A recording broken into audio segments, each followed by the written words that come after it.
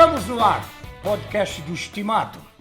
Novembro Azul, esse vai ser o assunto do nosso programa. Um bate-papo muito descontraído, com muita informação importante com os nossos convidados.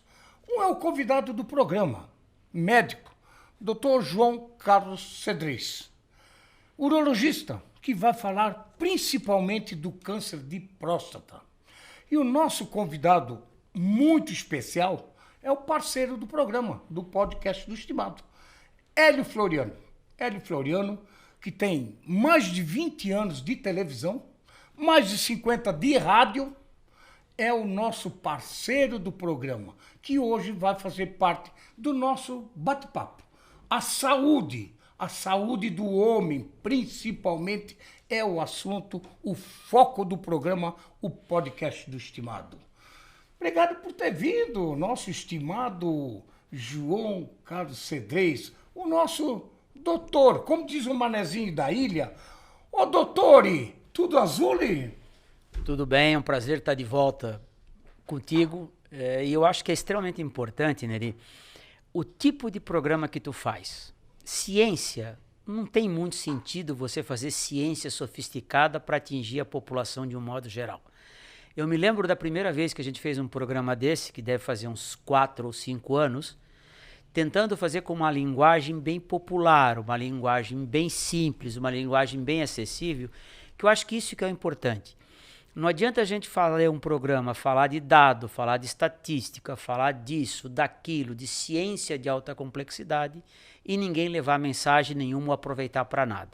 Me sinto muito contente de estar aqui também com o Hélio, que é quase tão antigo como o Titio Caran, mas, para quem não sabe, o Titio Caran é um famoso apresentador muito de um programa na Rádio Mirador, domingo à tarde, mas acho que o Hélio era até época, deve ter trabalhado com o Titio Caran.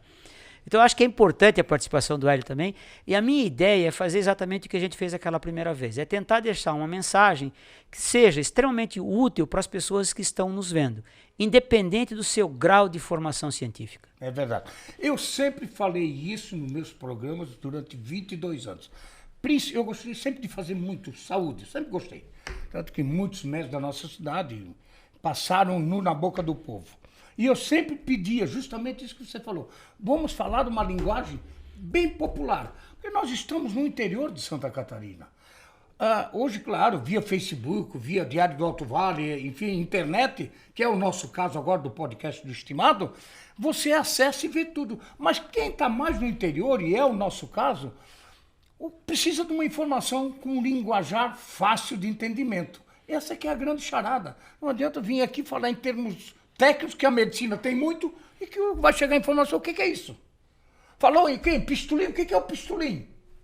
A maioria vai sabe. Saber. Mas se falar... Em pênis? O que é? Penha, pênis, eu sei, mas o pistolim sabe. Então eu acho que é por aí como você falou, sempre foi assim, e agora com você aqui eu sei que o linguajar vai ser o mesmo. Mas eu quero chegar nessa abertura ao meu estimado parceiro de muitos anos, Hélio Floriano Machado, que me ensinou os primeiros passos para fazer televisão. Depois me ensinou os passos para fazer rádio, que você também foi comentarista há muitos anos da Rádio Mirador, com Lorival Goulart, com o Daci, com o Hélio. E eu também acabei pegando uma carona nisso aí tudo. Aprendi muito te escutando. Você de esportes conhece muito, né? Porque você está aqui, você tem muito conhecimento de esporte, gosta muito de tudo que é esporte, mas notadamente o tênis de campo que você jogou muitos anos, seu pai foi professor, jogou muito, seu irmão, o doutor Beto, nosso Beto, mas principalmente do futebol que você é muito apaixonado. Botafoguense que é, e provavelmente um campeão da segunda divisão, que é um título que o Flamengo não tem e que nós vamos ficar muito tristes. Afinal, o Hélio, que é vascaíno, já teve bati na madeira. Já teve algumas passagens na segunda divisão e que agora, como eles gostaram muito da segunda onda, eles vão esperar para o ano que vem para ter acesso novamente à série, à elite do futebol brasileiro. Não, a gente não gosta de concorrência. De concorrência. Mas eu queria aproveitar esse espaço, estimado, um detalhezinho importante para te agradecer sempre. Eu sempre fiz isso. Como também o Chico Santos foi um cara que me ajudou muito no início dos programas, porque são pessoas que estavam na comunicação. Hélio, Chico, enfim, você que já estava lá Hélio, eu diria assim, Lorival, Hélio, Chico, vamos citar 3 só que a gente conviveu mais. São pessoas que têm o dom de comunicar. E comunicação, às vezes, não se aprende em banco de escola. O cara nasce com o dom e aperfeiçoa a técnica da comunicação. porque você vai praticando. Mas o dom da comunicação não são todos que têm. Não são todos que têm. E eu quero aproveitar esse momento, que nessa parceria que o Claudinei montou e me convidou, e quando ele me convidou, eu disse, não, vamos conversar. Mas não é exigência, mas eu gostaria muito de contar com o Hélio Floriano do meu lado. Porque o Hélio também está mais em casa, está aposentado. E o Hélio gosta da comunicação, sabe fazer comunicação, tem credibilidade para fazer, tem credibilidade para vender e tem conhecimento. Esse é o grande detalhe. Por isso que eu faço esse abre parênteses e fecha parênteses em nome do meu nome, para te agradecer muito, que você sempre foi o meu mestre, o meu professor. Obrigado, Neri. Obrigado, doutor, pela presença também no programa. E eu vou começar a minha participação perguntando: esse caderno é do Fluminense, não? A Bíblia do Fluminense? É parecido com a do Fluminense. O Fluminense é tricolor. Ô, doutora, tá tudo colorido? É vermelho, amarelinho, vermelho, verde? A gente nunca sabe o que passa realmente na cabeça de um homem, né? O cara mostra uma coisa e é outra. Eu sou da época do caderno, do lápis, da borracha. Certo. Eu sou da época que o arco-íris dava em preto e branco. Eu sou da época que o pó só dava na prateleira, Hélio Floriano. Então isso aqui é uma agenda?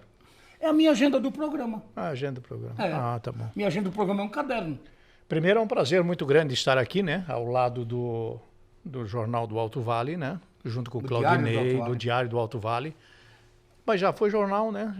Continua sendo jornal, né? O Diário do Alto Vale é o nome do jornal que circula no Alto Vale, hoje é único, né?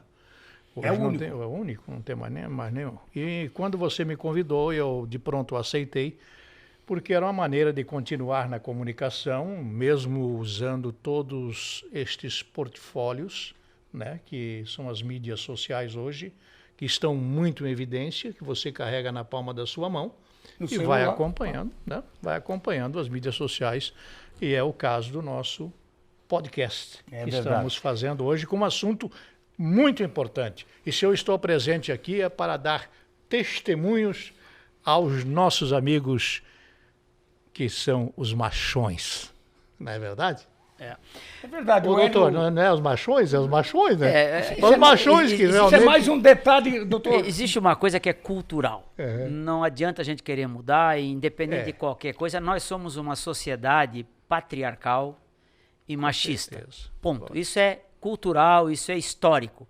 Então não tem como você mudar. Então eu concordo com ele. Hoje em dia, uma das dificuldades que está sendo quebrada cada vez mais é de que o cara que é homem, teoricamente, não precisa ir ao médico. Não, isso não é verdade. Assim como é normal uma mulher, desde que é mocinha, ir ao seu médico ginecologista uma vez a cada 6 meses, tem que passar a ser normal o menino, quando ele entra na adolescência, passar a fazer um acompanhamento também com um urologista ou alguém que faça a medicina do homem. É verdade, você falou tudo. Mas, estimado, eu acho que vamos direto ao assunto. Câncer de próstata. Por que essa prevenção é tão importante para a saúde e que muitos homens têm aquele velho tabu de não ir ao médico, de não mostrar o bumbum para o médico, para poder fazer os exames tão necessários, porque o Novembro Azul é para trabalhar justamente em cima disso. Não é para divulgar, é para fazer a pessoa ter consciência de que eu preciso procurar também um urologista. Eu preciso cuidar também da minha próstata. Se eu ficar muito longo, tu me corta, mas eu acho que existem algumas coisas que são extremamente importantes. A mais importante delas é, o câncer de próstata hoje, ele é com certeza curável. E naqueles casos mais graves, a grande maioria é controlável, desde que o diagnóstico seja precoce. Uma brincadeira que eu faço algumas vezes com alguns pacientes no consultório é o seguinte: você imagina que o câncer de próstata é uma carreta carregada em cima de um morro. E essa carreta não tem freio. Se você segurar ela lá em cima, você segura, mas se você for segurar ela, quanto mais para baixo do morro ela tiver, quanto mais velocidade ela pegar, mais difícil é você conseguir controlar, mais difícil é você conseguir fazer ela parar. Então, o câncer de próstata, ele é, quando diagnosticado precocemente, facilmente tratável. Você, muitas vezes, com os recursos da medicina atual, você não precisa nem fazer cirurgia. Você pode tratar de outras maneiras não cirúrgicas, se bem que ainda hoje a maneira cirúrgica continua sendo a mais eficaz. Agora, o importante é que o cara vá ao médico. E aí você começa a esbarrar no famoso tabu do toque retal. O que é o toque retal? O toque retal é o primeiro exame que foi criado para você fazer o diagnóstico do câncer de próstata. E ainda hoje, com toda a tecnologia que foi acrescentada à prática da medicina, especialmente na urologia, é o único exame que consta de todos os protocolos. Ou seja, não se começa a fazer procura de câncer de próstata, especialmente numa população grande como a nossa, sem que você faça o toque retal. E o toque retal tem que ser feito por quem tem experiência e por quem sabe fazer. O toque retal é para sentir como é que está o tamanho da próstata? É isso? Na realidade, o toque retal ele vai te dar alguns dados. Ele vai te dar primeiro um dado que é a consistência da próstata.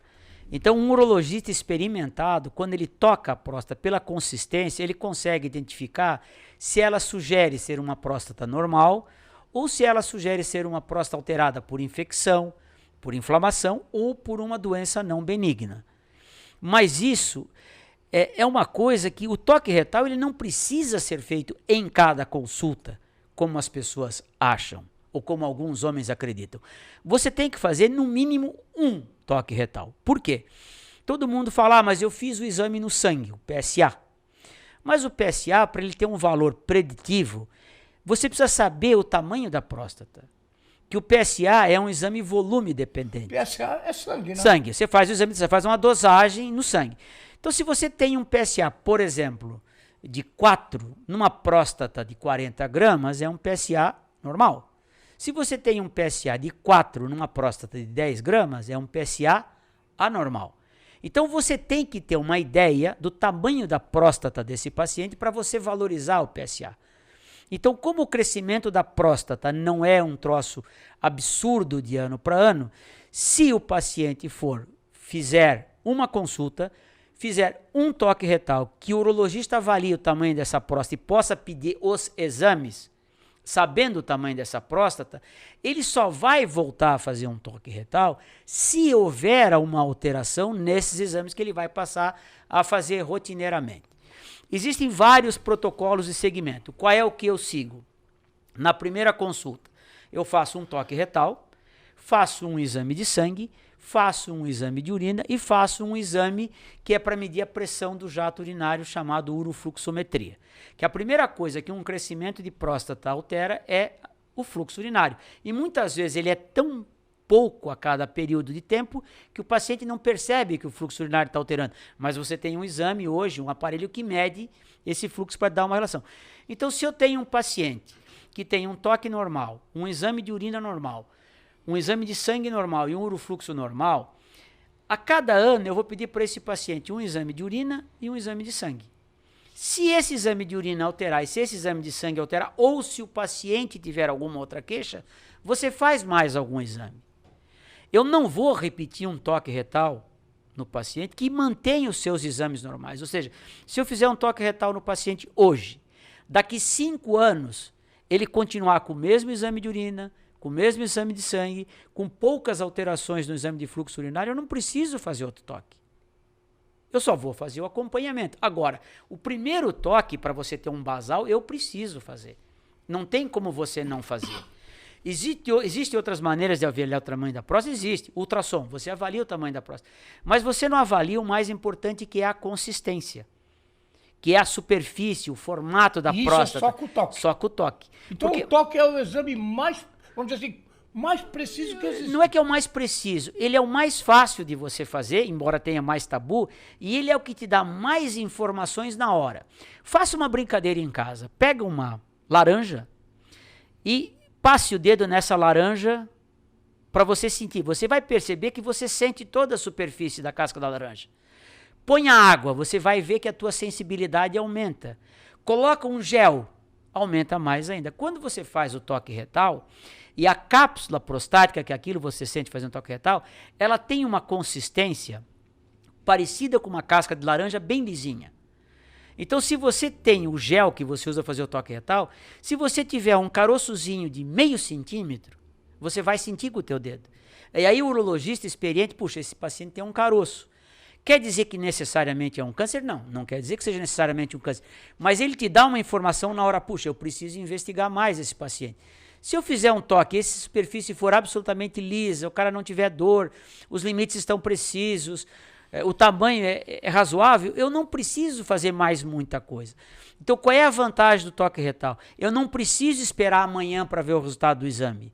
Ou seja, eu, urologista, fazendo o exame, na hora eu tenho as informações que eu preciso para direcionar a minha conduta e a minha investigação. Como está? A próstata é mais ou menos uma maçã? O formato da próstata é mais parecido com um pêssego. Um pêssego? Um pêssego. Ela tem um formato mais triangular. Na realidade, assim, basicamente, a próstata seria como se você tivesse 3 ameixas, 2 embaixo e uma em cima, formando uma estrutura triangular, uma estrutura como se fosse uma pirâmide. O que eu sinto com o meu dedo? Eu sinto toda... Empresta a maçã um pouquinho aqui. Com o meu dedo eu sinto, pelo menos assim, imagina que isso aqui seja que eu tenho aqui um relógio. Então eu tenho aqui hora 2 e aqui hora 10. Com o meu dedo eu sinto isso tudo aqui, certo? E sinto o comprimento e a consistência e a superfície dela. Eu não sinto todo o tamanho. Então, o que acontece muitas vezes? Quando você tem um toque que você fica em dúvida se essa próstata é mais comprida do que você está tocando, e às vezes você não chega até o final dela. Aí você acaba pedindo um outro exame, um ultrassom provavelmente, para você saber o tamanho real dela. Mas o mais importante que tem é esse contato do dedo com a superfície dela. Para sentir se tem caroço. Sentir se tem caroço, sentir a consistência. A consistência de uma próstata normal é mais ou menos isso aqui. Aí, eu toquei uma próstata, ela tem essa consistência, beleza. Mas se eu toquei uma próstata, ela tem essa consistência? É a rigidez. A rigidez. Eu já tenho que investigar de uma forma diferente. Eu tenho que mudar o meu planejamento diagnóstico.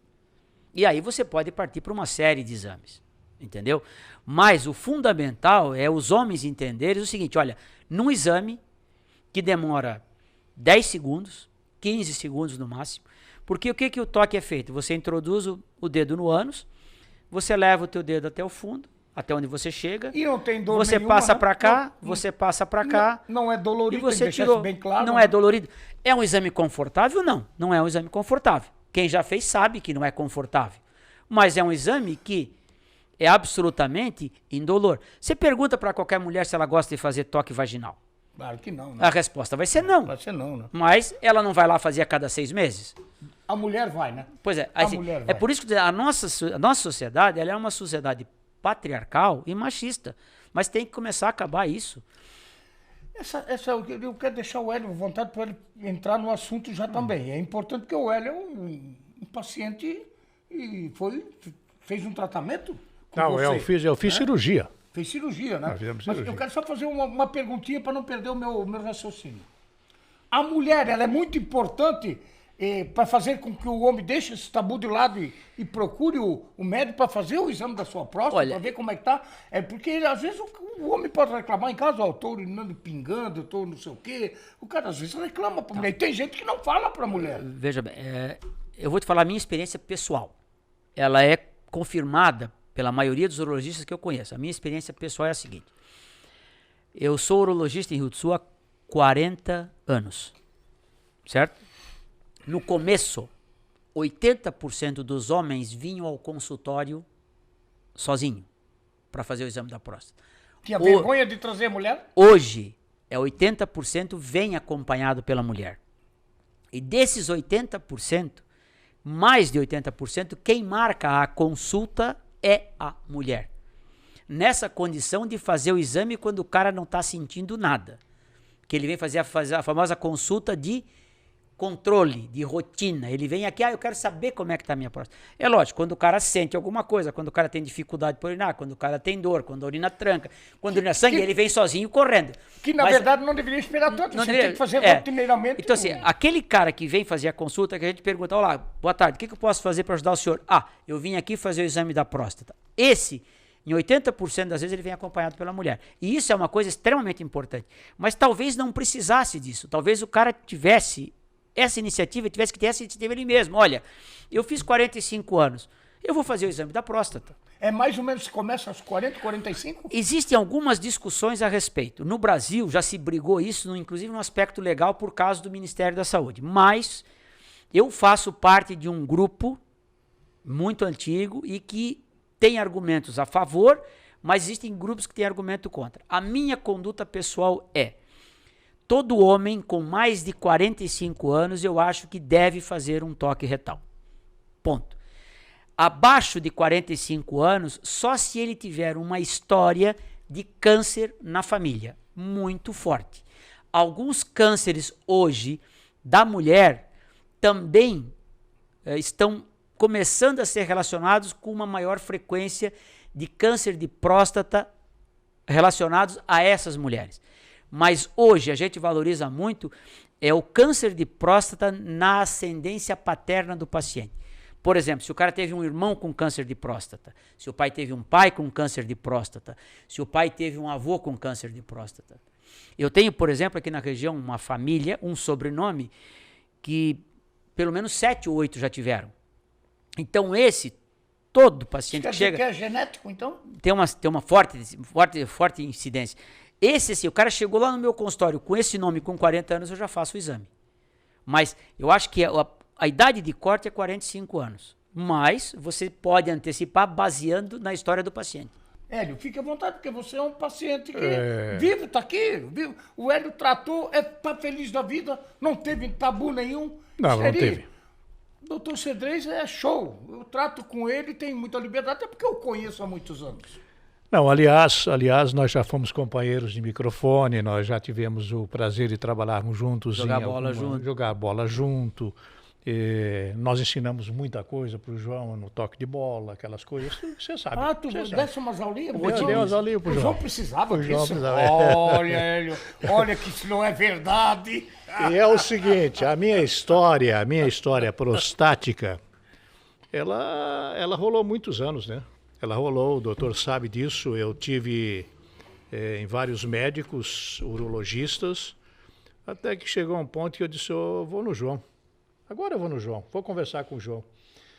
É o nosso popular Curuca. O Curuca, vou lá falar com o Curuca hoje e tal, mas quando vocês falaram aí sobre as mulheres, a participação da mulher é fundamental.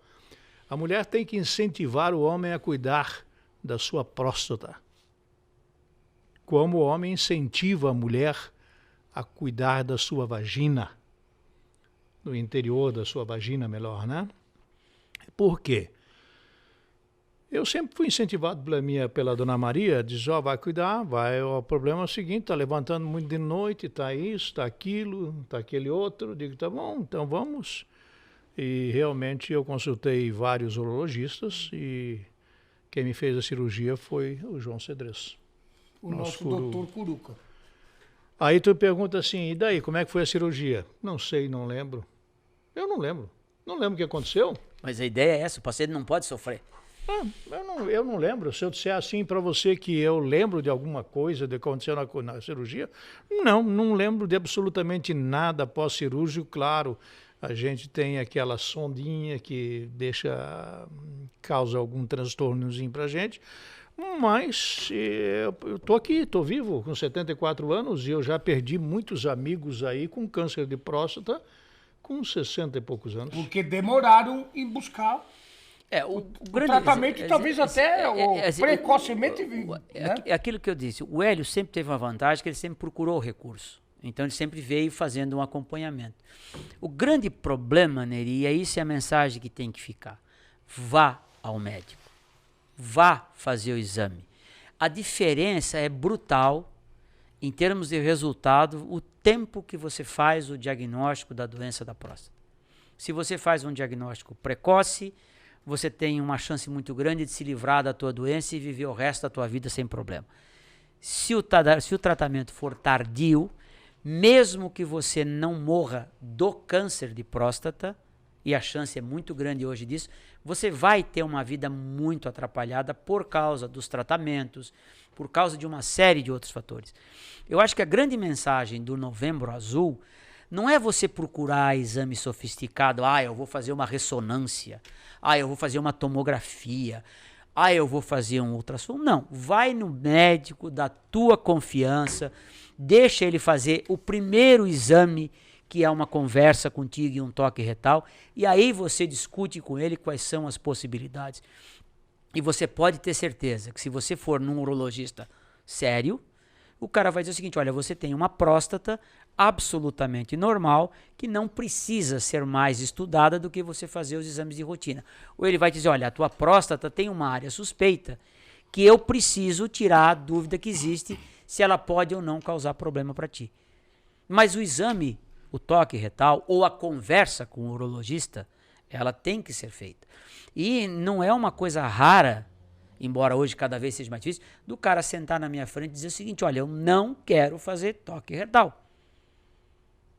E você tem que respeitar o doente. Mas eu sempre deixo bem claro: tudo bem, eu não vou fazer toque retal. Aí o cara pode pedir: eu só faço o PSA. Mas tudo bem, eu vou te pedir os exames. Mas se você voltar aqui e eu achar, como eu acho agora, que o toque retal é fundamental, eu vou sugerir que você procure outro médico.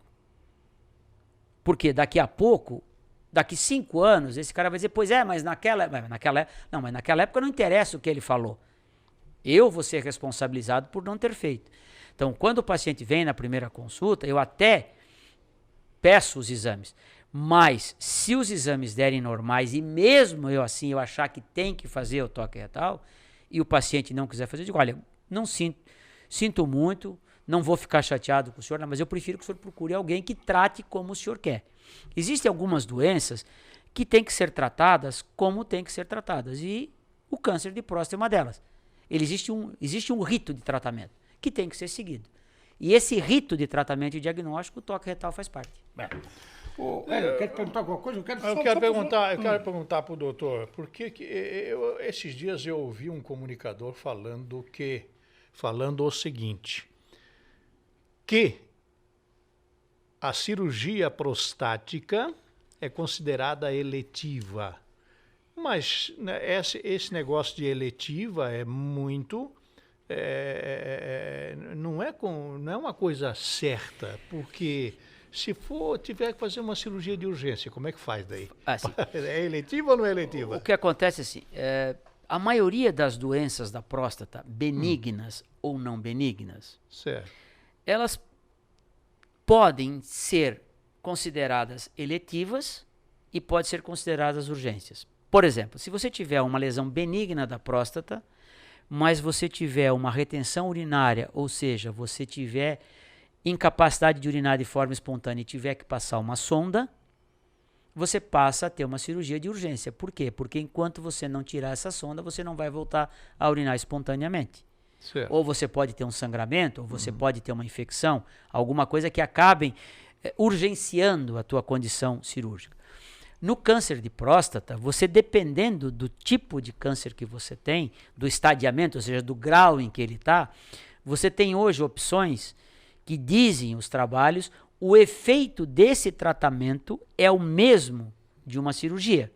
Então, por exemplo, vamos imaginar que você tem um tumor, um nódulozinho solitário, que deu lá um câncer de baixo grau, pouca invasividade, você começa a tratar esse câncer de forma clínica. Ou seja, você não tem uma indicação de cirurgia a curto prazo. De repente, o teu tratamento é aquilo que você chama de observação vigilante, de vigilação constante. De repente, essa tua doença muda de perfil. Então, você passa a ter uma indicação mais urgente ou mais rápida de um tratamento cirúrgico. Aí deixa de ser eletiva. Deixa de ser eletiva. Então, assim, é uma pergunta que a resposta pode ser sim e não. Você vai ter que aplicar naquela condição. Por exemplo, você tem um paciente que tem um câncer de próstata que durante 2 anos ele evoluiu bem. De repente ele passa a evoluir mal. Você precisa operar. Mais ou menos aqui como surgiu o caso do Hélio Floriano. Hélio Floriano fez uma viagem, teve um problema nessa viagem e procurou o urologista. Ele disse, eu falei para você que nós tínhamos que fazer a cirurgia. E você estava protelando. Você já estava fugindo? Eu protelei muitos anos a cirurgia, fui protelando e ele sabe disso. Daí ele disse, eu nunca vou esquecer que o João usou assim, Hélio, eu te falei, antes de você viajar, eu te falei que isso aí poderia provocar um problema. E provocou. Ainda bem que na viagem eu estava acompanhado de 2 médicos. Então, 2 médicos estavam viajando comigo e já me aplicaram a medicação certa, na hora certa, e eu pude continuar a viagem, continuar o meu passeio e voltar com tranquilidade. E daí foi onde nós decidimos, não, agora eu vou fazer a cirurgia. Você tinha cometido um Claro. erro, né? Por isso que eu estou falando, por isso que eu abri o programa falando para os machões que tem que fazer o exame, que tem que a mulher participar, acabar com essa figura estranha de ser machista. Dizer, não, cuide da sua saúde. Eu perdi vários amigos aí que morreram por causa de câncer de próstata. Esse fator masculinidade, né, às vezes fala mais alto, né? Mas eu peguei esse arco aqui, doutor. Por quê? Doutor, né? Lá em Florianópolis, o seu estudou em Florianópolis. Doutor. O manezinho fala doutor, né? O doutor está aqui. Isso aqui eu recebi de presente, fui buscar lá, o cara encontrou eu e o Claudinei aqui no calçadão. O Sandro Raulino Wagner, lá do Taboão, da rua Canários. Fui lá visitar ele, a esposa, a mãe dele, conversamos umas 2 horas lá. Seria, eu quero te dar um presente. Eu já te dei um presente desse lá na Boca do Povo faz 20 anos. Lá ele me deu um Budok. Esse aqui é um arco. O Budok tem 2 fiozinhos aqui, um negocinho aqui, um paninho para botar a pelotinha para você fazer o... Antigamente se caçava com essas coisas. Rolinha. E eu fiz questão de trazer no programa, além de agradecer o presente, eu gosto de usar umas coisas diferentes no programa, para perguntar para você, doutor, como diz o manezinho da ilha, né? Se lá atrás, na época do Budok, ou do arco, já se falava em câncer de próstata, estimado. Sim, sempre se falou em câncer de próstata. O que mudou, basicamente, no câncer de próstata foram as opções de tratamento, que durante muito tempo o câncer de próstata era uma doença que você tinha pouquíssima opção em termos de tratamento. Hoje você tem uma gama enorme de tratamento. O SUS também banca esse tratamento? Todo. Mas daí o cara fica numa fila de espera? Não. Não? Fila de espera no SUS, Neri, é um negócio muito complexo, porque dependendo da realidade, e nós aqui em Rio do Sul, nós temos uma realidade não ideal, mas uma realidade muito melhor do que a maioria das cidades, em termos de atendimento pelo SUS, especialmente naquilo que se chama de alta complexidade em oncologia, que é onde se enquadra o câncer de próstata, e funciona muito bem no serviço de oncologia do Hospital Regional. É óbvio que você tem uma limitação, especialmente nessa época agora, de ocupação de leito, de uma série de coisas, de volume de atendimento, etc, etc. Mas o cara tem acesso ao tratamento, sim. E quando ele é bem estratificado, entra naquilo que o Hélio falou. Aquele cara que pode esperar, aquele paciente que pode esperar e aquele paciente que não pode esperar. O que mudou muito nos últimos anos, assim, primeiro são as formas de diagnóstico também e tratamento. Por exemplo, vamos agora fazer uma coisa um pouquinho mais sofisticada. Você, quando tinha, até alguns anos atrás, a suspeita de um câncer de próstata, você praticamente era obrigado a fazer uma biópsia da próstata para fazer o diagnóstico. Hoje, você tem métodos diagnósticos, você tem um exame chamado ressonância multiparamétrica da próstata, que te dá uma indicação quase com 100% de acurácia de se aquela lesão é uma lesão benigna ou é uma lesão maligna. E aí você, quando biopsia essa lesão, você já faz a biópsia para ir fazer especificamente o tratamento para aquela lesão. Então hoje você faz biópsia de próstata em muito menos volume de pacientes do que você fazia antes. E a ressonância multiparamétrica da próstata é um exame que é oferecido pelo SUS de Rio do Sul para os pacientes. Agora, tem que ser bem indicado, tem que haver uma indicação feita pelo urologista. Mas, principalmente, o que mudou de 1958 para cá são os tratamentos que começaram a aparecer para o câncer de próstata. As drogas que primeiro apareceram, as cirurgias, hoje as técnicas cirúrgicas estão muito evoluídas, o acesso à robótica, cirurgia por robô. Por robô. Toda cirurgia da próstata, se retira ela ou se retira parte dela ou não se retira nada quando não há necessidade? Imagina que a próstata, vamos fazer uma comparação, em vez de ser uma maçã, uma laranja. Tá. Você imagina que isso aqui é uma laranja, é a próstata. Para cá você tem a bexiga e para cá você tem a uretra, o canal da urina.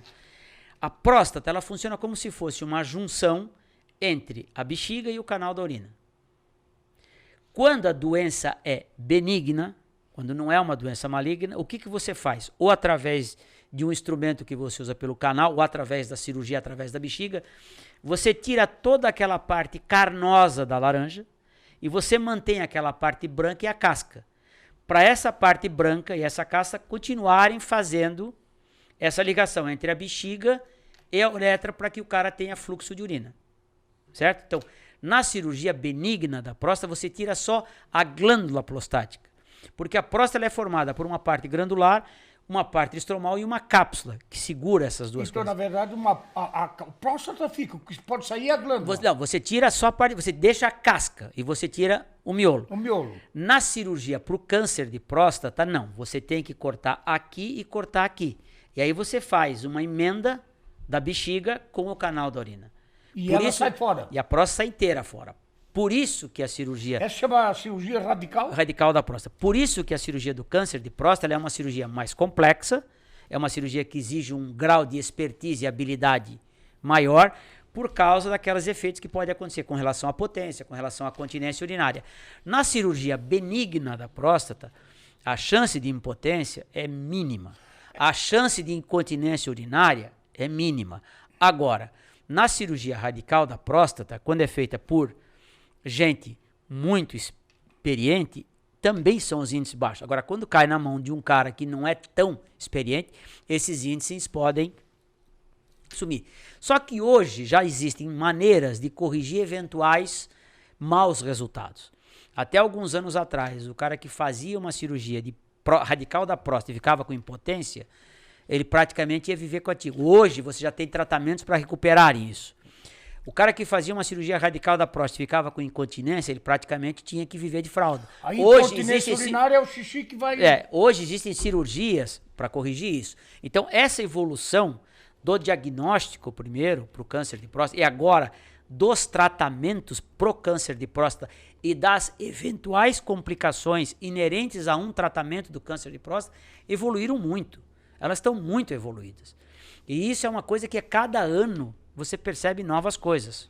Eu acho que uma das coisas que, claro, são duas coisas que o homem tem como tabu, que a gente, principalmente o mais leigo, que não, né? E às vezes a mulher não dá aquela empurradinha. A primeira é deixar fazer o toque retal. Sim. Porque ele é muito machão, aquela coisa toda. A minha masculinidade eu não quero que seja atacada. Enfiar o dedo lá no meu ânus, não sei o que, aquela coisa toda. A outra, mas se eu tiver o câncer de próstata, se eu tiver que fazer cirurgia, aí o meu pistolim não vai mais funcionar? Ele deve também pensar nisso, e isso é muito comum. Essa é a primeira pergunta. Mesmo quando você vai operar um paciente de doença benigna da próstata, mas vai mexer alguma coisa na potência? Viu? É claro. Quer dizer, o cara não vai querer o pistolim brincando? Não. Quem é que não quer o pistolim? Só que assim, eu quero pistolim bobalhão, ele tem que estar alegre. Aí tu tens que mostrar para o doente, irmão, primeiro, a chance disso acontecer existe, mas é muito pequena. Pequeno. E aí tu tem que dizer o seguinte, olha, e se acontecer... Tem tratamento. Tem tratamento. Quais é os tipos de tratamento que aí tu vai desde usar exercício até você fazer cirurgia, para impotência, para coisa, a última cirurgia é você colocar uma prótese. Você colocar uma prótese inflável no corpo cavernoso para o cara ter a ereção. Essa prótese vai no pênis? Vai no pênis. É colocar dentro do pênis. É colocar dentro do pênis. Sim, é cortado o pênis? Não, é aberto atrás e colocado duas hastes que são insufladas com água na hora que o cara quer ter ereção. Então insuflada com água? Vai andar com balde de água? Você tem o pênis duro sempre? Claro que não. O teu pênis fica duro quando? Quando você quer fazer... E quando ele enche de sangue. Exatamente, tem que ter sangue, tem que ter estar sangue. irrigado. Hoje, tem que ficar tipo o Budok. Hoje existe uma prótese que você coloca dentro do corpo cavernoso, que é que normalmente enche com sangue para você ter ereção, você coloca, vamos dizer assim, uma pequena bexiga plástica. Isso não é introduzido no canal onde passa o xixi, não? Não, no corpo cavernoso, naquelas duas hastes penianas. Você coloca uma pequena bexiga ali dentro. Você liga a um pequeno reservatório cheio de água que fica geralmente no abdômen e que é manipulado por uma válvula no testículo. Na hora que você quer ter uma ereção, você vai lá, em vez de você encher o corpo cavernoso de sangue, você enche o corpo cavernoso de água. E... o pistolim... levanta. Trabalha, funciona. Você acabou, você vai lá, aperta o botão, esvazia, o teu pênis fica flácido de novo. Pô, mas que coisa fantástica, né? Antigamente as próteses eram rígidas. Você colocava uma prótese que tinha por dentro uma espécie de um enrolado de metal. Então essa, você estava sempre com o pênis duro. O máximo que você conseguia era dobrar para disfarçar. Hoje, tem pacientes que vêm no teu consultório, que você olha o cara sem roupa, você não diz que ele tem prótese, você não diz que ele não tem nada, porque não tem nem a cicatriz de onde foi feita a cirurgia. Então essa é uma tecnologia que existe. Isso é uma das mais modernas, já? Isso hoje... ou tem coisa mais moderna? Não, isso hoje, essa prótese que a gente chama de prótese inflável, ela é a tecnologia de ponta, mas já está sendo desenvolvido maneiras diferentes de você não depender dessa bombinha que às vezes pode quebrar, pode dar problema. E nem de levar um pistolim em reserva, né? Nem levar um pistolim em reserva. Nem de levar um pistolim mas eu em vou reserva. eu vou dizer uma coisa interessante para você assim. Se você tem um indivíduo que opera uma cirurgia de próstata e fica com impotência e perda de urina, e você pergunta para ele, o que você quer resolver primeiro? A perda de urina. A perda de urina. Porque a perda de urina, ela é uma coisa que te incapacita para uma vida social normal. O cara que perde urina... Aqui deve mexer no psicológico do cara, outra né? coisa, imagina você usando fralda. Como é que tu vai levar a tua vida normal? É verdade. O psicológico do cara pode vazar a fralda na hora que não precisa, aquele negócio. Então isso é uma coisa interessante. Se bem que a incontinência hoje também existem vários tratamentos. Vários tratamentos e também é muito comum, né? Muito comum. Não. E a incontinência, inclusive, na mulher, né? Não, mas na mulher é outro tipo de incontinência. É a bexiga caída? Não, uma das formas é a bexiga caída. Você pode ter mulher com incontinência e bexiga caída, você pode ter mulher com incontinência sem bexiga caída, e você pode ter mulher com bexiga caída sem incontinência. Não quer dizer que toda mulher que tem bexiga caída tem incontinência. E nem esse tratamento nem sempre é cirúrgico, né? Nem sempre é cirúrgico também, a mesma coisa.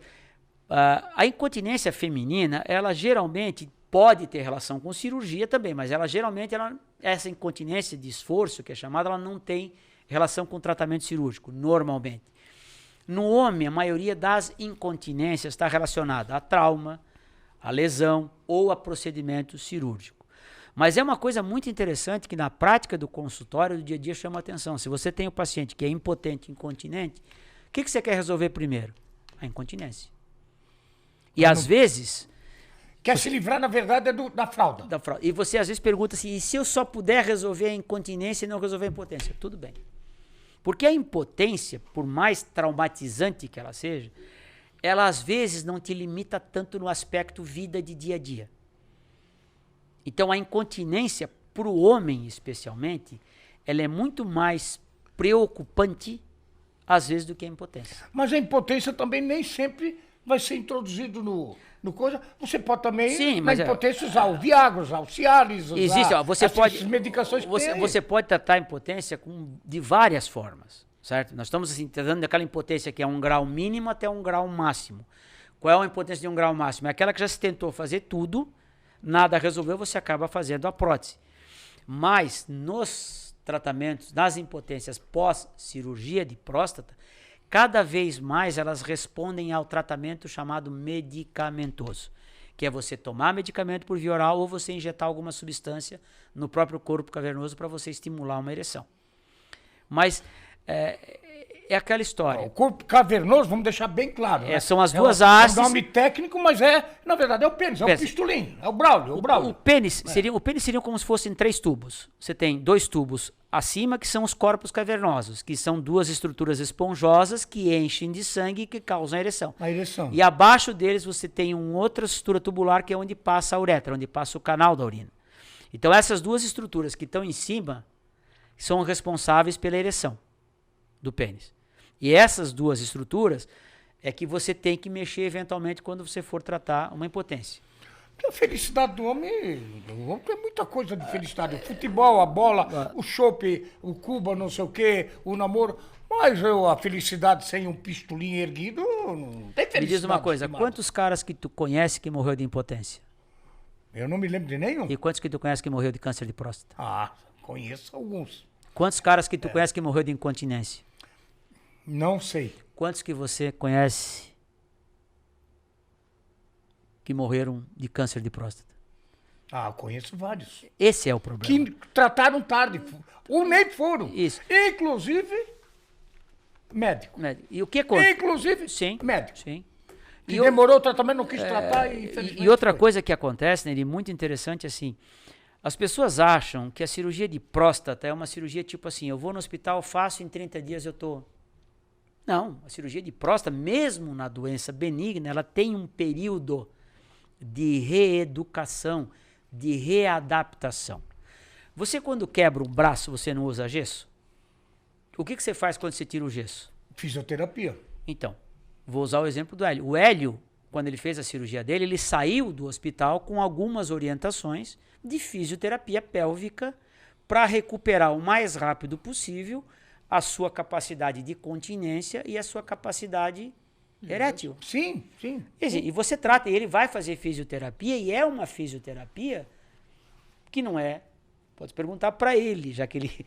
Né? Não é difícil de você fazer, é uma coisa absolutamente factível. Só que não adianta você achar que você vai sair do hospital, tô zerado. Não, demora de 6 a 8 semanas para o cara voltar para a vida 100% normal. Claro, a vida normal, claro. Deixa eu fazer uma pergunta aqui para o doutor Cedrez. Eu quero saber o seguinte, é que nós estamos no mês de novembro, é o mês azul, né? Novembro azul. Novembro Mas azul. também tem o novembro laranja. Não, mas novembro azul. Ouvido e surdez. Mas eu queria saber o seguinte, isto tem dado resultado em termos de procura ao profissional médico?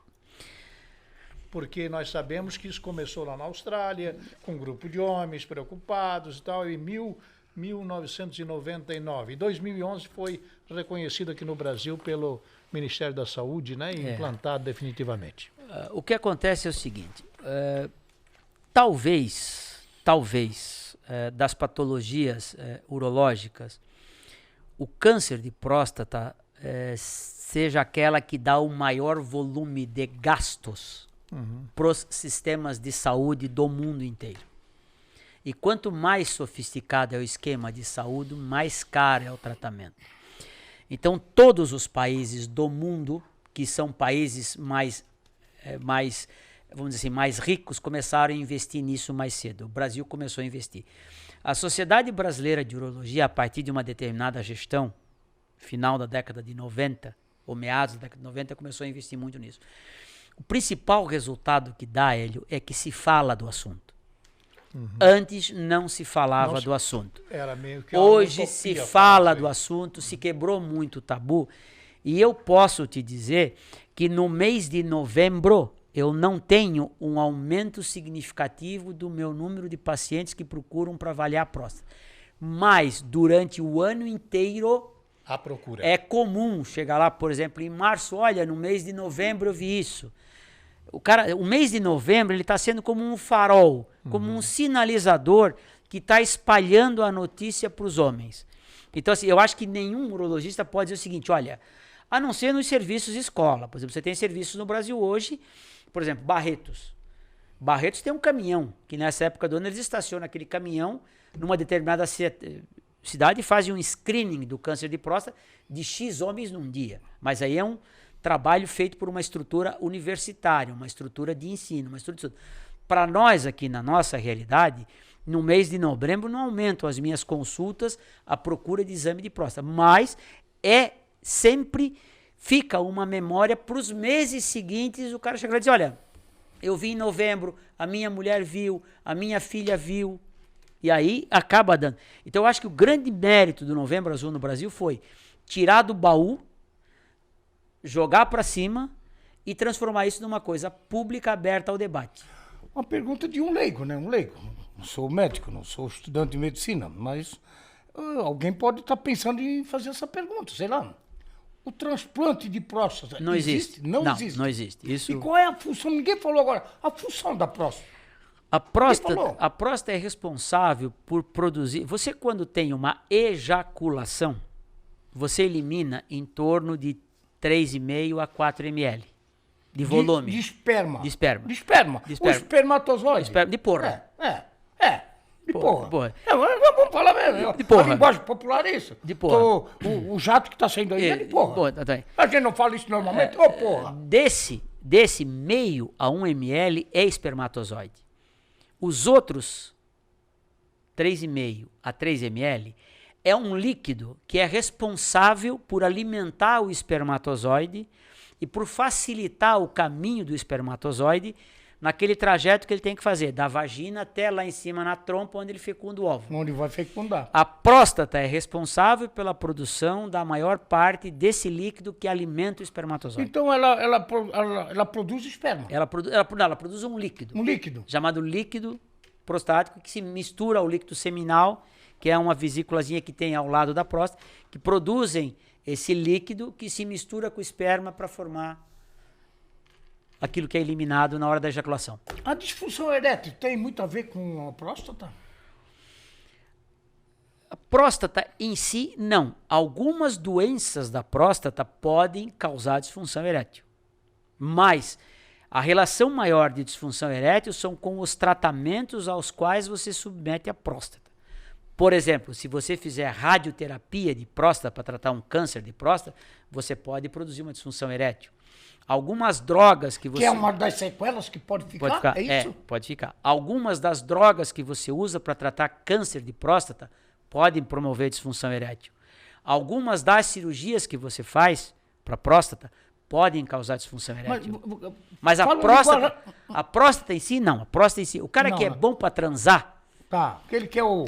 Bom para transar, ele continua bom para transar depois. O cara que é ruim para transar, continua ruim para transar depois de um tratamento benigno da próstata. O que ele vai perceber, sim, é dificuldade para fazer filho. Não por falta de ereção, mas por falta de esperma na hora de ter a relação. A disfunção erétil não tem nada a ver com aquela famosa palavra, broxou. Não tem nada a ver. Não, disfunção erétil é o broxô. É o broxô? É o broxô.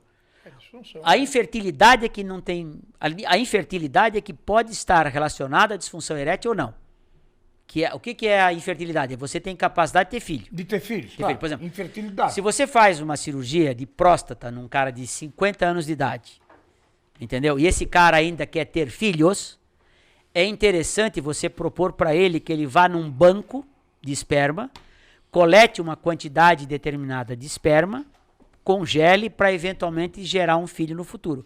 Porque se ele fizer uma cirurgia de próstata, mesmo que seja uma cirurgia que a gente fala, uma cirurgia transuretral da próstata, que é para você remover só aquela parte que está obstruindo o canal, tem grande chance de depois da cirurgia, na hora que ele for ter uma relação sexual, ele vai ter o orgasmo, que é o prazer, que é o gozar, normal. Mas ele vai talvez não eliminar nenhum material, não vai eliminar nenhum esperma. E aí ele não vai conseguir fecundar a mulher. Eu achei alguma coisa que eu até anotei aqui no meu caderninho, que eu sou da época do caderno. Os direitos sociais, existe algum direito social para quem tem o câncer de próstata? Exemplo, sei lá, auxílio-doença, FGTS, saque, aquela coisa toda. Enfim, aposentadoria por invalidez? Existem todos os direitos que tem qualquer neoplasia maligna.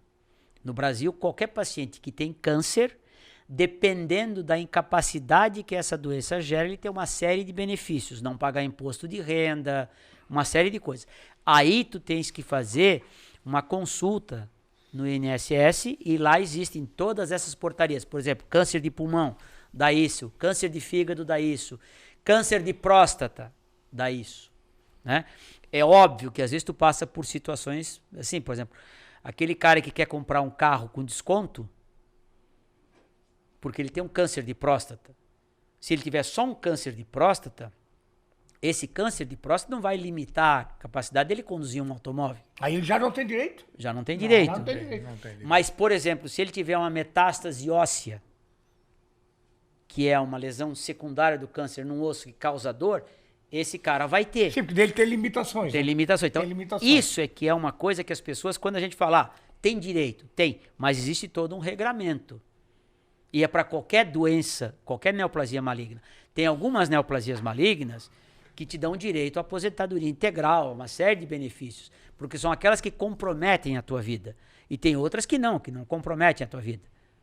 Quer dizer, tu deve conhecer um monte de gente que tirou aquele sinalzinho aqui que deu um câncer de pele. Negocinho desse tamanhozinho assim. Não vai ficar incapacitado para... Agora, o cara tirou um câncerzinho desse tamanho, é um melanoma, que tem uma metástase no pulmão, é uma situação completamente diferente. Então, o câncer de próstata... Aí já tem as incapacidades, né? O câncer de próstata é mais ou menos parecido. Se você tem só um câncer de próstata, sem nenhuma outra manifestação, sem nenhuma outra intercorrência, talvez tu não tenha todos os benefícios. O câncer de próstata está na estatística como um dos que mais matam o homem? Sim. É? Sim. Mata o homem sem tratamento. Sim, se não fizer tratamento. E aí o que Se não, aqui, eu vou pegar o apiti aqui, nós que jogamos um pouquinho de futebol lá atrás, tem que dar um basta. E para dar o basta tem que procurar o urologista com antecedência. Como o Hélio demorou um pouquinho, quase se lascou. Ainda deu tempo, mas podia ter se ferrado, né? O que acontece, eu vou só completar o que eu te falei. Ainda mata muito. Deveria matar bem menos, se as pessoas procurassem o recurso antes. O ideal seria que hoje a gente tivesse, no Brasil ou no mundo, o câncer de próstata em 11ª causa de morte em homem. E não é. E isso é falta, não é falta de diagnóstico, é falta de diagnóstico precoce. No Brasil, uma coisa muito interessante que está acontecendo no Brasil é com relação ao câncer de mama. Os números do câncer de mama no Brasil estão melhorando significativamente pelo diagnóstico precoce. Claro. Ô, estimado, só que o programa está indo para os finalmente. Já recebi um toque aí do diretor, né? O câncer nos bagos, nos testículos, vamos deixar bem assim, testículo é nos bagos mesmo. Sim. Existe e é de muita incidência isso? A incidência no Brasil não é uma incidência grande, mas ela não é desprezível. Ela precisa ser considerada. E existe uma relação muito grande do câncer de testículo com aqueles meninos que nascem sem ter o testículo na bolsa. Ele pode estar para cima? Está para cima. Existe uma condição, uma patologia, em que na hora que o menino nasce, ele não tem os 2 testículos na bolsa escrotal. Na bolsa escrotal? Ele fica no saco. Onde para cima? Ele fica para cima do saco. Pode ficar dentro do abdômen, pode ficar no canal inguinal, assim, mas essa criança precisa ser olhada com mais cuidado. E como é que faz descer? Tem que fazer cirurgia? É a mesma coisa. Você pode esperar evoluir para ver se desce naturalmente. Você pode fazer estimulação com remédio, você pode fazer estimulação com uma série de coisas e você às vezes tem que fazer a cirurgia, tá? Mas o câncer de testículo, ele existe, é uma incidência não absurda, mas é uma incidência valorizável. E aí entra aquela história. Alguns cânceres estão aumentando os seus números hoje por causa da influência dos produtos químicos de um modo geral no ser humano. Por exemplo, câncer de bexiga aumenta por causa de alguns produtos que hoje são normais na nossa vida e que antigamente não eram. Isso é uma outra discussão muito grande. Câncer de bexiga mata muito? Câncer de bexiga mata, ele tem uma incidência menor do que a do câncer de próstata. Mas aqui na nossa região, aí há um problema, às vezes, também de diagnóstico tardio. Mas também não tem transplante? De bexiga ainda não. Mas você substitui a bexiga. Como? Você não transplanta. Eu não pego a bexiga do Neri e ponho a bexiga do Hélio. Mas eu tiro a bexiga do Hélio, pego um pedaço do intestino do Hélio e faço uma bexiga. Interessante isso. Não é transplante de bexiga. Não. O que está se fazendo no Brasil, um grupo de São Paulo agora, é transplante de uretra. De uretra? De uretra. Porque a uretra, o canal... Com que tecido? O canal da urina é assim, se você sofre um acidente, você machuca o canal da urina e você faz uma estenose de uretra, é uma patologia. O que é uma estenose? É um estreitamento do canal da urina. Tu deve conhecer alguém... Ele vai ficar estreitinho, o xixi não passa. Não passa. Tu deve conhecer alguém que de vez em quando tem que ir lá no hospital dilatar o canal porque a urina está trancada. Que é uma encrenca. Hoje em dia está se fazendo transplante de uretra ou de pedaços da uretra. Se usa uretra de cadáver, se faz um tratamento, só se deixa a matriz acelular e você transplante, e aí as próprias células da uretra que fica preenchem esses espaços. Uma curiosidade para falar antes de nós encerrar esse programa, mas ele vai vindo, né? O Hélio deve ter algumas coisas para perguntar, pode perguntar. Não pode perguntar, deixa tu Não, tu deve ter muita curiosidade, mas um acidente de carro, de bicicleta, de moto, sei lá, que pegou e fez um corte no pênis, aí no pistolim. Juntou o pedaço, botou no gelo ali, correu para o hospital. É possível reimplantar isso aí e fazer o pistolim funcionar, estimado? É possível reimplantar. Funcionar é só fazer xixi, né? Vamos deixar bem claro. É para brincar também, né? Brincar que é bom, né? É possível. Aí o resto da pergunta depende do tamanho da lesão, de que local do pênis ela aconteceu e de como foi feita a reconstrução. Que acontece até de mulheres. Isso. Ficarem com ciúme dos seus estimados. Sim. E meter uma faquinha lá no pistolim. Isso. Veja bem, se você, por exemplo, aqui em Rio do Sul, se eu for fazer uma reconstrução, eu não vou ter o mesmo resultado do que um serviço padrão no Brasil, que é o serviço de Campinas, que faz tudo com microcirurgia. Então, aí a pergunta é, tem que ver em que condições vai ser feita essa reconstrução. O cirurgião plástico não entra nisso. Não, para deixar ele bonitinho, né? Não, quer dizer, não, depois o acabamento. Porque o acabamento também, né? O acabamento tem que ser bonitinho, né? Normalmente é feito por urologista, mas brincando contigo assim, se eu pegar o teu braço aqui e cortar, certo? Como é que eu vou ter que reconstruir esse braço? Eu vou primeiro ter que juntar os ossos, certo? No caso do pênis, eu vou ter que juntar os corpos cavernosos, que é só você costurar. Eu vou ter que reconstruir, por exemplo, os tendões. Vamos comparar o tendão ao canal da urina. A uretra, né? A uretra. Vou reconstruir a uretra. Agora, qual é a dificuldade aqui? É você reconstruir os vasos e você reconstruir a parte nervosa, os nervos. Que é para ter... Para você ter a sensibilidade, você ter a contração e você ter o afluxo e o refluxo de sangue. Então, o pênis, ele é um órgão pendicular que você tem estruturas nobres. Que você, por exemplo, corpo cavernoso, não é extremamente, não vou dizer que é fácil, mas não é extremamente complicado você reconstruir. Uretra não é extremamente complicado você reconstruir. Agora, a parte nervosa e a parte vascular do pênis, essas duas são extremamente complexas de reconstruir. Doutor, nós estamos por finalmente mesmo agora. O senhor acredita em cirurgia espírita?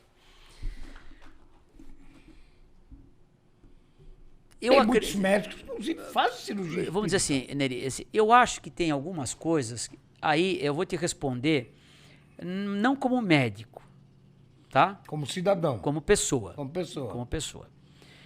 É óbvio que no mundo existem coisas que você ainda não explica. Não se explicou há milhares de anos atrás. Até falando com o além? Não se explica agora e provavelmente não vai se explicar nunca. São coisas que ainda não se explicam.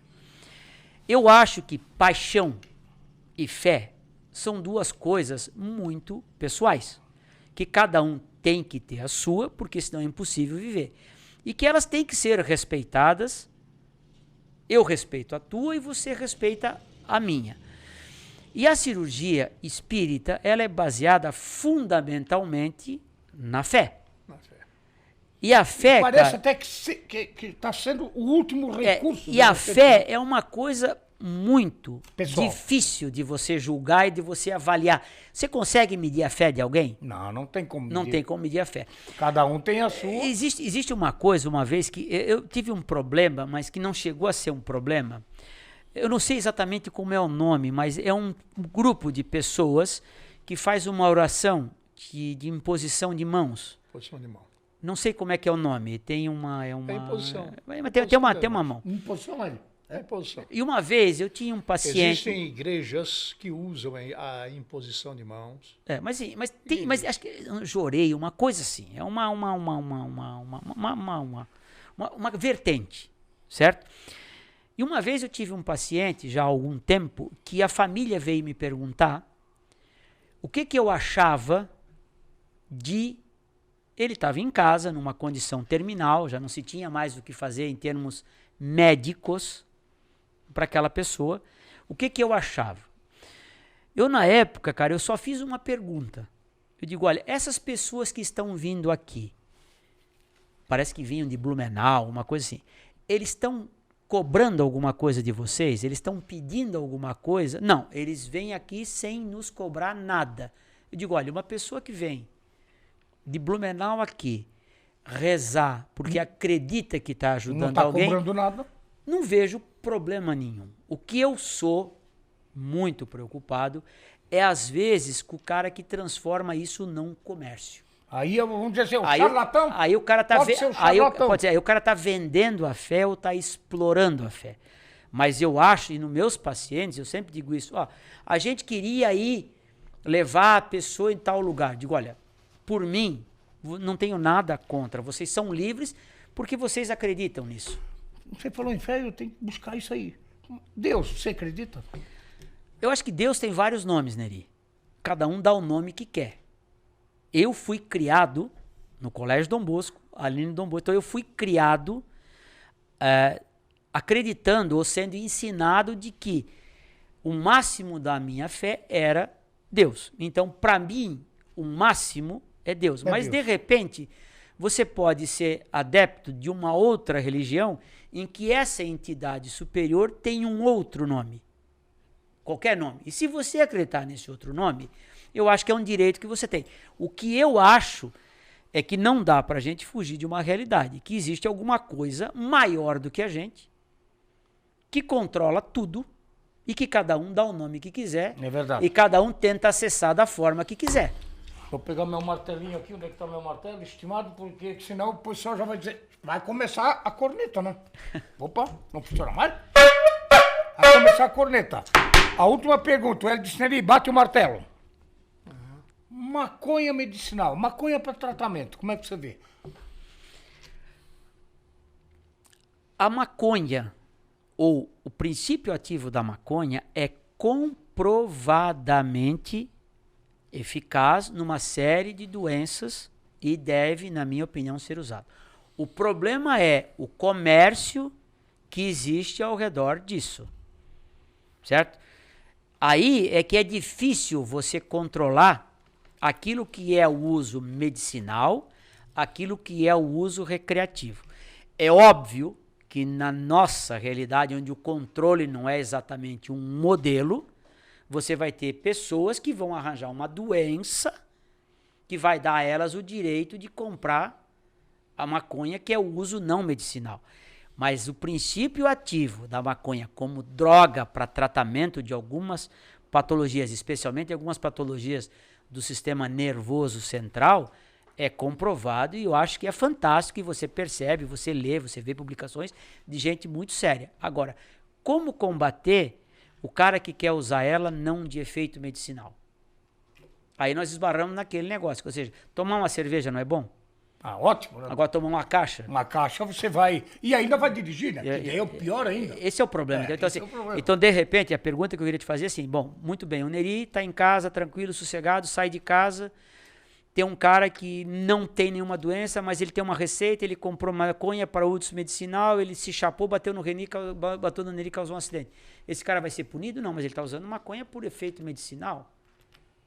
Complicado. Então, esse complicador, a natureza humana, a natureza da nossa sociedade, onde o estímulo, onde você precisar ser melhor, onde você precisa ser mais forte, mais bonito, esse culto ao mais, é que é complicado. Agora, eu acho que a droga que é feita como o princípio ativo da maconha, pô, é sabidamente eficiente e tem que ser estimulado o uso. Estimado, muito obrigado. Eu estou com a minha água benta aqui, né? Que eu falei no outro programa aqui. Eu sou obrigado a dar os alôzinhos do programa aqui, mas a água benta aqui para o estimado, que Deus nos proteja, né? A nossa equipe toda do Diário do Alto Vale. Pode nos seguir nas redes sociais, Diário do Alto Vale, Facebook, internet, Face. Você vai achar o podcast do Estimado. Hélio, mais alguma colocaçãozinha antes de eu dar uma... Você quer fazer Eu quero perguntar para o diretor se está sendo monetizado. Se não, tem que compartilhar, né? Você que está acompanhando aqui a plataforma social, tem que compartilhar, né? Vai lá e dá aquele okzinho lá. Que no tá celular, você pode ver o programa no celular, no computador em casa. Ou no seu computador, né? Então, dá o joinha lá também. Ô Hélio, eu tenho que fazer esse agradecimento, já fiz no outro programa, mas fazer novamente aqui ao Elvis Props, lá da Estilo Chapecó e Pintura, que se envolveu todo no projeto aqui da confecção do pé da mesa, aquela coisa toda. Gente aqui. boa. Conheces o Elvis? O Elvis, né? meu amigo. O Elvis é gente finíssima. Meu amigo, gente finíssima. Ele é irmão do Franquito, que é o Papai Noel mais original que nós temos. Olha, eu não sei se no Brasil tem algum que faz o trabalho que ele faz. E ele fez esse tampão da mesa. Se pensar bem, o Elvis está o quase... Franquito, estimado cunhado do Rabicó. Se pensar bem, o Elvis está quase do tamanho do Papai Noel já. O Vladimir Vieira, lá, o nosso estimado lá do Distrito Decor, que fez também parte da confecção do pé da mesa aqui, esse estilo maravilhoso. E um agradecimento muito especial. Um alôzinho que pediu, Hélio, já que ele soube que nós dois estamos juntos, não estamos ficando, mas estamos muito próximos, né? Claro. O nosso Valmir Claudino Tocha, lá de Ituporanga, Tocha, que começou com a gente lá atrás, há 22 anos atrás, na TV. E agradecer muito aqui a minha estimada costureira, a Célia, que faz o panaço, como o pai do Pinga dizia, o seu Ferrinho, que foi vizinho de vocês, quando era sapato, ele fazia um sapatinho lá, era um patofe. E o pano, a roupa, era o panaço. Então ela faz esses panaços aqui que deixa o programa mais alegre e o Neri feliz, porque eu gosto da coisa diferente. Gente, muito obrigado. Até o próximo podcast do Estimado. Obrigado, estimado Dr. João Carlos Cedrez, o nosso doutor Icuruca. Mais alguma coisa? Que não esqueçam de seguir o teu conselho. Vão ao médico. Escolha alguém em quem você confie e vá fazer uma consulta e vá fazer o exame. Isso pode significar muitos anos a mais na sua vida. É verdade. E a estimada que tá vendo o programa, ó, pega o estimadinho, dá umas marteladinhas, não precisa martelar daquilo, mas dá uma marteladinha pra ir no médico, né? Obrigado, gente. Até a próxima.